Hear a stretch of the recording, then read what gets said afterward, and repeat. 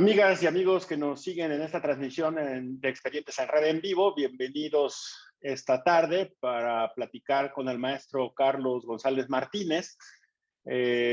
Carlos, bienvenido a Expedientes en Red. Mi querido Tom, qué gusto saludarte a ti y a todas las personas que nos hacen favor, el honor de permitirnos llegar hasta donde se encuentran esta tarde. Me da gusto verte bien, te saludo, un gusto estar en Expedientes en Red de nueva cuenta. Al contrario, estimado amigo, oye, pues, como siempre, un placer platicar contigo en los temas en los cuales eres especialista, pero muchas y muchos de nuestros seguidores te conocen, otros más no. Yo quisiera que antes de iniciar nos dijeras, ¿quién es Carlos González, por favor? Bueno, pues Carlos González es ante todo amigo de Antonio Gamboa Chaván, un colaborador de Expedientes en Red.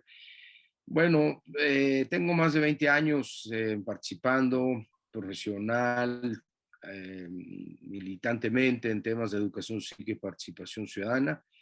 He sido funcionario directivo en el entonces IFE, INE, fui director ejecutivo de capacitación electoral y educación cívica, vocal ejecutivo del IFE Michoacán.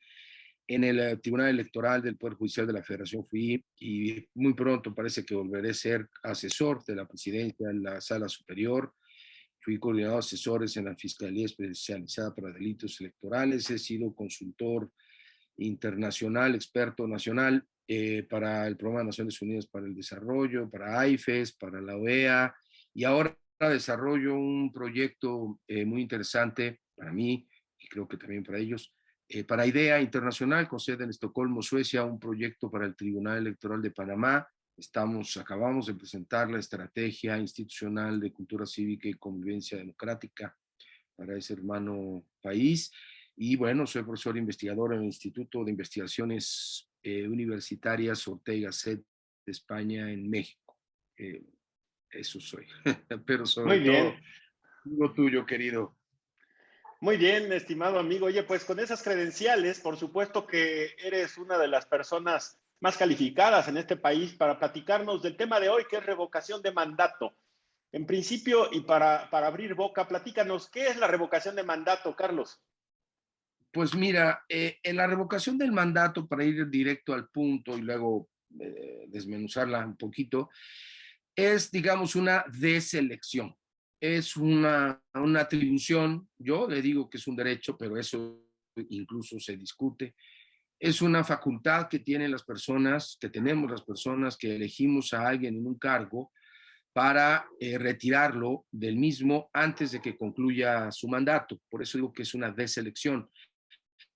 Las personas que elegimos, deselegimos a quienes nos parece que no están haciendo bien su trabajo. En inglés se llama recall, que es como una rellamada, digamos, una vuelta a llamada a las urnas para decidir si se queda o se va. Claro, esta idea de revocar el mandato a alguien, en primer lugar, es una idea terrible, es radical. Funciona en las democracias representativas, es decir, las democracias que eligen a sus autoridades, dicen los abogados en latín, como última ratio, o sea, como última razón. Yo digo que la revocación del mandato es como un extintor, ¿no? Lo tienes ahí, lo traes hasta en el coche y tú no lo quieres usar, o un seguro de gastos médicos mayores, o ya no digamos un seguro de vida. Realmente tú no lo quieres usar, pero lo mejor es tenerlo, por si se incendia el salón o el lugar, pues tienes cómo apagar el fuego. Eso, pero no vas a estar usando el extintor de manera precautoria, ¿no? No vas a rociar los escritorios de la oficina por si acaso iniciar un fuego, no es así. Lo usas cuando es necesario.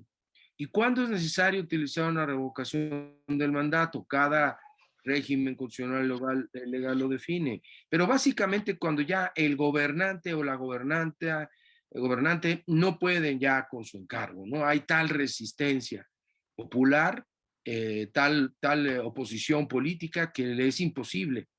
En las democracias parlamentarias se usa un mecanismo que se llama voto de censura y se le quita el cargo al partido o a la persona al frente del gobierno del partido que logró los votos y se vuelven a hacer las votaciones o de plano se hace una nueva elección. En nuestro país, voy ya un poco más al tema, la Constitución y la Ley Federal de Revocación del Mandato, recién promulgada y entrada en vigor, señala que la revocación del mandato la puede pedir la población en un porcentaje de 3%, es decir, 2.700.000, digamos 3 millones, números redondos, por pérdida de confianza, pérdida de la confianza. Es decir, sí hay una razón para pedirla. ¿Saben qué? Ya le perdimos la confianza a esta persona gobernante, queremos que se vayan, aquí están las firmas, y para que se active todo esto, se tiene que, ya me estoy yendo al caso mexicano, pero bueno, para ser preciso, se tiene que lograr la firma, como digo, de constante y sonante, de veras, de casi 3 millones de personas. Y hay todo un procedimiento que está en la ley y está en la Constitución que señala que una vez que verifica el INE que todo está en orden, convoca, esto ocurriría el 12 de enero, para que en una especie de deselección nosotros podamos, bueno, los que vayan a ir, quieran ir, decidir sobre sí o no a la revocación del mandato, cosa que ocurriría en México el 27 de marzo. Bueno, eso es. Hay una discusión si se trata o no de un mecanismo de participación ciudadana, de democracia directa, a mi juicio sí, sin duda, de democracia directa, donde la gente decide directamente algo público, si te vas, te quedas, como puede ser también el presupuesto participativo, a diferencia de la democracia participativa, donde las personas no deciden, sino participan en la toma de decisión, diría Silvio Rodríguez, que no es lo mismo, pero es igual. Es decir, como la consulta de agosto pasado, ¿no? Se nos consultó, ya la gente fue, participó, no se alcanzó el punto de vinculatoriedad y ya no se supo nada más de esa consulta.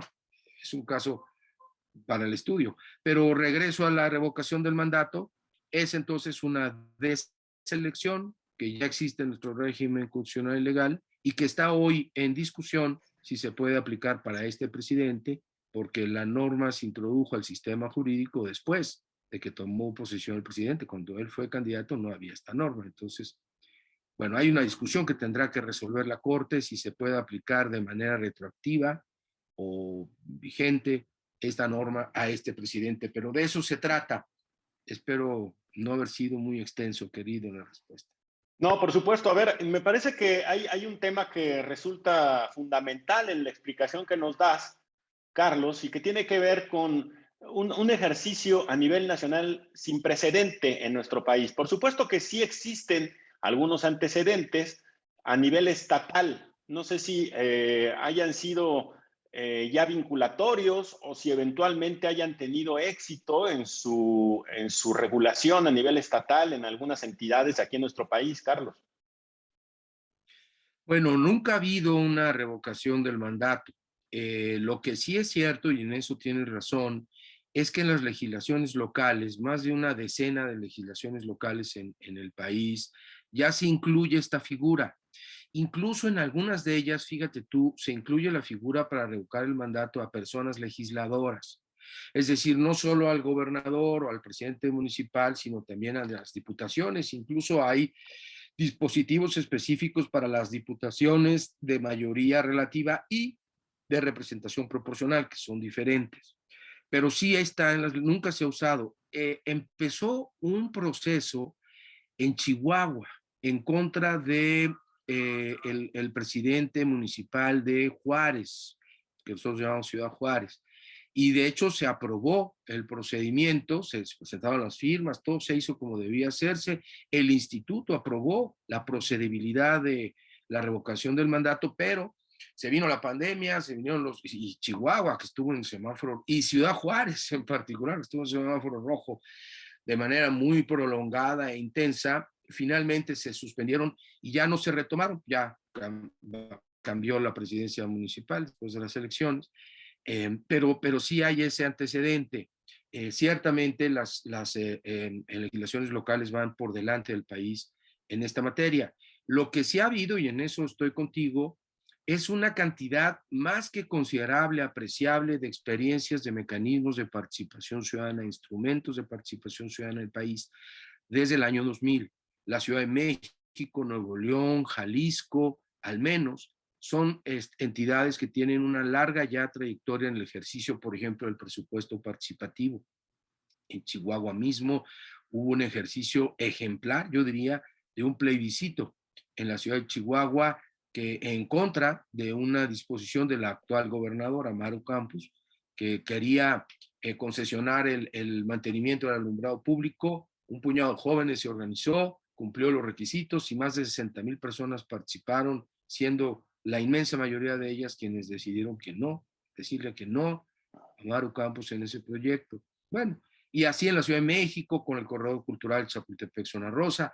Yucatán tiene todos los años un ejercicio muy interesante, abierto para plebiscitar, para preguntar un plebiscito sobre las obras principales que los propios ayuntamientos reconocen como tales.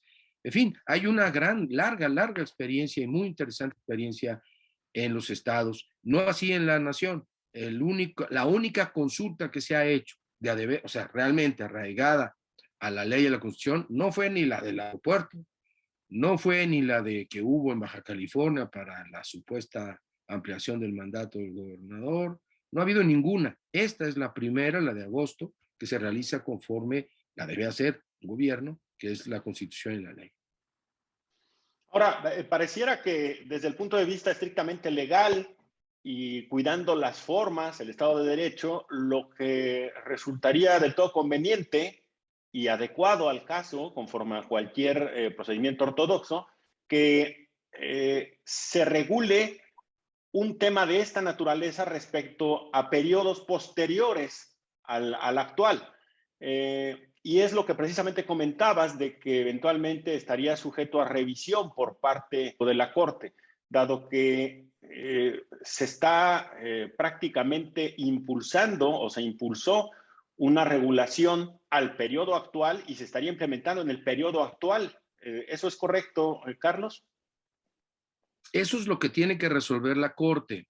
Es decir, y la Corte anunció hace un par de días la admisión del juicio de inconstitucionalidad de esta reforma y de la transitorio que actualiza la reforma del 19, señalando que para este periodo presidencial, electo antes de la reforma, se aplica este dispositivo. A distintos partidos políticos se han inconformado por este mecanismo, por lo que tú dices y por lo que es de sobra conocido.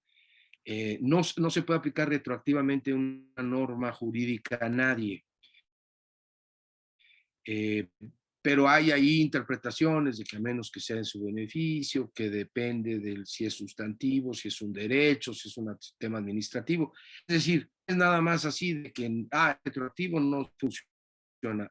Toda una complejidad. Por eso es muy importante que al final sea la Corte, ¿no? La Suprema Corte de Justicia de la Nación, la que resuelva. En mi opinión, que no soy un abogado constitucionalista, pero en mi opinión, con la experiencia que tengo, que he compartido con ustedes, no se puede aplicar. No se le puede aplicar al presidente electo bajo ciertas reglas, una regla que no estaba cuando se le eligió, así de sencillo. Pero vamos a ver qué dice la Corte. Y resuelto eso, entonces todo lo demás viene como en cascada. Pero ese es un tema, un gran tema, sin duda, de polémica constitucional, legal y cívica, social, aunado a otros más que seguramente abordaremos más adelante. Muy bien, Carlos. Ahora, por último, imagino que para ti como activista, como consultor especializado en la materia de la educación cívica a nivel nacional, a nivel internacional, por supuesto, identificas que todo mecanismo de participación ciudadana, por supuesto, constituye un escalón más en la construcción de una democracia participativa y es deseable el tener este tipo de mecanismos. ¿Qué opinión te merece el hecho de que este mecanismo de participación ciudadana, recientemente regulado por el Congreso de la Unión, identifique exclusivamente este tema por pérdida de la confianza? ¿Es deseable? ¿Se necesitaría ampliar a otros horizontes? ¿Qué opinión te merece? Bueno, me evocas dos cosas. Digamos, la importancia de estos mecanismos en la democracia y la calidad de este mecanismo en particular, ¿no? Lo general y lo particular. En términos de lo general, me haces recordar a un muy querido amigo mío, como tú comprenderás, Fernando Pindado. En noviembre del 19, si no me equivoco, sí, del 19, él era el secretario general del Observatorio Internacional de la Democracia Participativa, de la que yo formo parte también, y tuvimos la reunión mundial, internacional, anual en Barcelona. Y en su discurso, Fernando dijo algo que suscribo plenamente. Así como decimos que no todo lo que deslumbra es oro, no todo lo que se hace apelando a la democracia directa es democracia directa o democracia participativa. No, hay muchas cosas que se hacen en nombre de la democracia y que en realidad van en contra de la democracia. Y este podría ser el caso, déjame decirlo así, como la consulta de agosto. No todo lo que deslumbra es oro, no todo lo que se llama participación ciudadana es realmente participación ciudadana, ni abona, yo digo, a dinamizar, no a dinamitar, sino a dinamizar la democracia representativa. Creo que ese es el tema de fondo, el asunto central, ¿no? Para que esto sea así, estos instrumentos que pueden ser virtuosos porque dinamizan, reconectan a los representantes con los representados que están ahorita absolutamente distanciados, las personas representadas no se sienten representadas por los representantes, en fin, no es no es harina de otro costal, pero es otro tema, ¿no? Y la democracia directa ayuda a conectarlos. Oigan, pues si yo no sé qué hacer bien con esto del alumbrado público, ¿cómo ven? Sociedad, ¿lo hacemos para adelante o no? No, no lo hacemos. Y le ayuda a la autoridad, no la contrapone, aunque algunos todavía estiman eso. Bueno, pero estos elementos virtuosos se tienen que usar con virtuosidad o virtuosismo para que realmente sean benéficos. Si se usan mal, entonces se desvirtúan y en lugar de tener un efecto positivo, tiene un efecto negativo en el proceso democrático. Bueno, ahora, en este caso en particular, exacto, tú señalas, y esa es, digamos, un poco mi resistencia, mi crítica, la verdad, a este mecanismo en México en particular, ¿no? Porque tenemos otros mecanismos en México, el juicio político, entre ellos, sobre todo para quienes sustentan una protección jurídica por su función pública, el famoso fuero, que está también en discusión. Eh, tenemos otros mecanismos, pero ya lo tenemos, ok, pues tengámoslo como el extintor por si se necesita. Pero yo nada más sigo la Constitución y la ley. Bueno, ¿y quién le ha perdido la confianza al presidente Andrés Manuel López Obrador como para pedir que se destituya o que se le revoque el mandato antes de que lo concluya en el 24? Según todas las encuestas, hasta el New York Times, que a veces es muy crítico con Andrés Manuel, sigue siendo uno de los presidentes que más confianza, más respaldo, si tú quieres, quizá no sea lo mismo, pero más respaldo popular tiene en el mundo. Está por encima del 50, 55, 60% de respaldo. ¿Quién le perdió la confianza como para pedir que se vaya? Empecemos por ahí, yo no lo veo. Es decir, vamos a usar el extintor, ¿por qué? Porque hay unos señores fumando allá afuera, pídanle que se retiren o cierren la ventana, que hay opositores, Andrés Manuel López Obrador, que quisieran que se fuera. Es más, hay una organización ahí de derecha terrible, siniestra, perdona que use tus calificativos, pero son aplicables al caso, que ha exigido esto, aun cuando la Constitución no lo prevía, ¿no? Antes de la revocación, ¿no? Cargo de presidente es irrenunciable. Todavía no tomaba posición, creo, ya pedían que renunciara. Bueno, hay gentes, pues sí, pero bueno, pues si esas gentes quieren que inicien el procedimiento, pero no son esas gentes, aquí está lo extraño. Ha sido el propio presidente, su partido Morena, los que postulan la revocación. Y su discurso es un discurso, pues, por lo menos curioso, porque dicen, los que yo he escuchado, dirigentes de Morena, no al presidente ciertamente, pero sí a dirigentes, representantes, no, es que no vamos a pedir la revocación, vamos a pedir la ratificación. Mira, en mi pueblo lo dicen de una manera muy clara. Una cosa es una cosa y otra cosa, otra cosa. Lo que estás pidiendo es la revocación, man. No, la ratificación no existe en nuestro sistema constitucional. Dice claramente, y si me permites, leo la pregunta, y quizás después nuestros amigos de producción, postproducción, nos puedan ayudar a ponerla.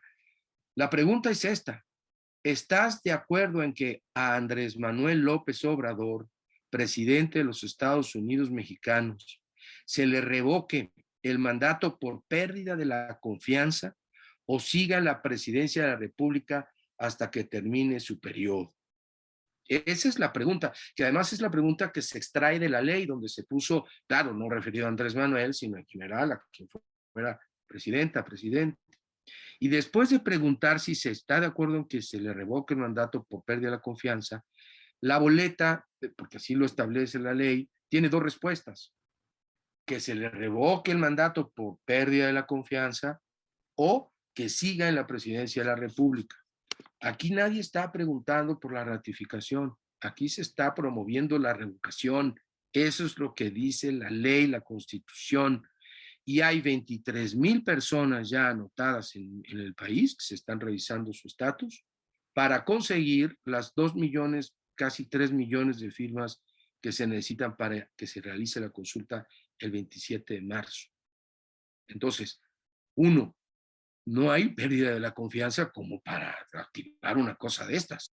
Hombre, hay oposición, digo que no, pues esto es una democracia. Dos, los que la están pidiendo no le han perdido la confianza al presidente, entonces ¿por qué lo piden? No hay lógica. Y si la piden es porque le perdieron la confianza, y si lo piden es para revocarle el mandato, no para ratificarle, porque eso es lo que dice la Constitución, la ley. Ahora, déjame cerrar el círculo y quizá también parte de mi participación en esta conversación, como siempre, muy grata contigo. ¿Y todo para qué? Como dirían los clásicos. Pues todo para que quede otra persona de Morena. ¿Por qué? Porque el artículo 84 de la Constitución se le agregó en la reforma un último párrafo que dice: ¿y qué va a pasar cuando al presidente se le revoque el mandato? O la presidenta, digo, quien fuere. No quiero personalizar el tema con el señor presidente de la República. Evidentemente estamos hablando de su mandato, ¿no? ¿Qué va a pasar? Porque no había una disposición constitucional, ya se introdujo. Ocurriría que si se revoca el mandato, que está ahí, es águila o sol, ¿no? Digamos, al menos teórica y jurídicamente. Si se le revoca el mandato, entonces entra en funciones de presidente el presidente del Congreso, que en este caso sería el presidente de la mesa directiva de la Cámara de Diputados, diputado de Morena, y tendría 30 días el Congreso. No van a convocar a nuevas elecciones, no. El Congreso tendría que designar, reunido diputados, senadores, diputaciones, senadurías, para usar el lenguaje incluyente como debe ser, tendrían que reunirse 30 días después de eso para designar, no necesariamente entre ellos, a quien termine los 3 años que quedarían del sexenio en calidad de presidente de la República, presidenta. ¿Cómo lo designarían? Lo designarían estando presentes las 2/3 partes del total de diputaciones y senadurías. No tiene que estar todo, pero sí tiene que estar las 2/3 partes. Y ok, ya se reunieron, ya hay quórum. ¿Y cómo votan? Pues vota y gana el que tenga el 50% más uno. O sea, que no es ni siquiera el 50% más uno del total de las cámaras, o mayoría calificada del total de las cámaras, lo que se necesita para la votación, para designar a las y los consejeros electorales del INE. Se necesitan las 2/3 partes de la Cámara de Diputados. Bueno, aquí no. Aquí sería que estuvieran las 2/3 partes, y de esas, no del total, de esas 2/3 partes, la mitad más uno nombra al siguiente presidente. Y si nuestros queridas televidentes, no sé si se diga así en el Facebook, face evidentes, nos hacen favor de ir a consultar los números de las bancadas en Cámara de Diputados y Senadores, se darán cuenta que Morena, el partido Morena y sus partidos aliados, fueron aliados en la campaña, tienen los votos suficientes para decidir quién sería el siguiente presidente o presidente. Entonces, ¿y todo para qué? para que se vaya Andrés Manuel López Obrador y llegue alguien del grupo Andrés Manuel López Obrador. Para eso vamos a hacer lo que dice la ley que establece que deben instalarse para estas revocaciones de selecciones tantas casillas como se instalaron en la casilla anterior, 164,000 casillas. Para la consulta se instalaron creo que 70,000 y fue un costo bárbaro. 160,000 casillas son miles de millones de pesos. ¿Y todo para qué? Si eso contribuyera a la democracia, venga. Pero eso no es una inversión democrática. Eso sería, a mi juicio, y lo digo con todo respeto, un gasto, no una inversión. Y yo creo que no estamos, el horno no está para bollos, y el propio presidente de la República ha insistido en ello, ¿no? Sin duda alguna, Carlos. Oye, el caso es que con este nivel tan específico de información, ¿a quién le corresponde orientar a la ciudadanía? ¿Le corresponde a las autoridades electorales? ¿Le corresponde a los partidos políticos? ¿Quién debe encabezar, digamos, esta vinculación directa con el ciudadano para que esté orientada a la ciudadanía en ese sentido, Carlos? Qué bueno que señalas el tema, mi querido Toño, siempre con mucha agudeza. Al INE y solo al INE. La Constitución y la ley federal establecen con claridad puntual, meridiana, diría yo, gramatical, integral, sistemática, como quieras interpretarla, pero sobre todo leerla. Solo el INE puede promover la participación ciudadana en la revocación del mandato y solo el INE puede dar a conocer las opciones entre sí y el no. A mí no me gusta mucho ese esquema porque yo creo que lo más importante de un proceso de participación ciudadana o democracia directa como este, más que si votamos en urna y papelito, por teléfono o parados de cabeza, y si hay PREP o no hay PREP, eso es muy importante, pero diría Ortega y Gasset, es un mísero detalle técnico del procedimiento electoral. No, lo más importante es el debate público, abierto, informado, razonado, democrático, tolerante, dialogante. Eso es donde se puedan expresar con claridad las opciones, en este caso, por quienes estuvieran a favor de que se le revoque el mandato por pérdida de la confianza, estoy leyendo una respuesta, y los que están a favor de la otra respuesta, que siguen la presidencia de la República. A ver, con este tipo de cosas se deciden cosas fundamentales, querido Toño, en el mundo mundial. Así se resolvió en Reino Unido salirse de la Unión Europea con el famoso Brexit. Así decidieron en Colombia no ratificar los acuerdos de paz con la guerrilla, por muchas razones que no vienen al cuento ahora a considerar. Y así acaban de decidir hace un año y pico, o en este año, en Chile, en un plebiscito, hacer ni más ni menos que una nueva constitución. Entonces, tú imagínate lo que necesitas discutir, debatir, ¿no? Si un aeropuerto aquí o un aeropuerto allá, que desde luego tiene su complejidad y hay que discutirla. Lo que necesitas para discutir por una constitución nueva, sí o no, se necesitó y se necesita un gran debate. Aquí también debería haberlo, pero nuestro régimen no lo permite, nada más le dice solo el INE. Y aquí ya empezamos a tener problemas, porque hay spots, seguramente ya lo vieron, del Congreso, creo que del Senado, donde se da a conocer, ok, el tribunal, si no me equivoco, electoral, ya señaló que no hay problema con esos spots porque no promueve y menos se pronuncia por una opción, sino da a conocer su propia actividad que fue legislar en esta materia, como lo hace en todas las materias donde legisla. Pero soy claro, ni Morena, ni el PRI, ni el PRD, ni el PAN, ni ningún partido, ni el presidente de la República, ni el gobernador de Tamaulipas, o gobernadora, no sé qué sea ahora, ni la gobernadora de Guerrero, ¿cierto? O la jefa de gobierno de la Ciudad de México, nadie puede hacer propaganda a favor o en contra de algunas de las opciones que se van a poner, si es que se ponen, a consideración de las personas que quieran asistir el 27 de marzo. Termino además con un detalle. Para que la revocación proceda, se necesita que 2 millones, casi 3 millones de personas la pidan. Confirmas, etc. Y para que sea vinculatoria, o sea, que para que obligue, para que se revoque el mandato, que es a lo que se pregunta, se necesita el 40% de participación, que fue el mismo caso con lo de la consulta. O sea que estamos hablando de 37 millones de personas, números redondos, que debiesen ir a participar, aunque la mitad vote por sí y la otra mitad, no importa por quién voten, pero o por qué opción voten, sino que voten, que participen. Y la opción que gana es la que obtiene la mayoría, más uno, 50% más uno. Así las cosas, querido. Muy bien, Carlos, pues este tema apenas empieza, ¿no? Apenas estamos viendo cuáles son los efectos de la entrada en vigor y ya de algunas acciones que está llevando a cabo la autoridad en la materia. Vamos a ver cómo evoluciona y estaremos atentos de este y de otros temas, como siempre, a invitarte a otro expediente de Expedientes en Red, por lo cual te agradezco infinitamente tu participación. Te deseo mucho éxito en las tareas que llevas a cabo y mucha salud y prosperidad, como siempre, Carlos.